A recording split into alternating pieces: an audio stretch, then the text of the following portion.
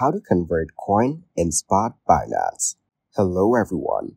In this video, I will show you how to convert coins in spot Binance. First, open the Binance app on your mobile device and log in to your account. Then tap on Trades at the bottom of the screen to access the trading options. Next, tap on Convert from the list of trading options.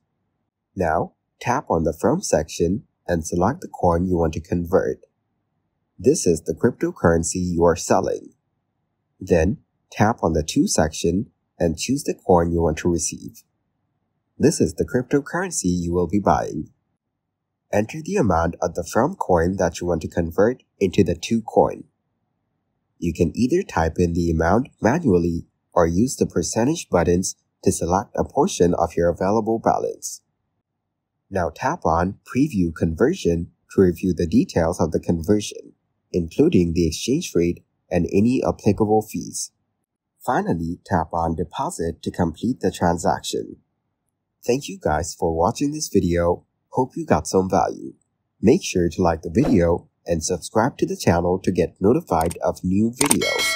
See you in the next one.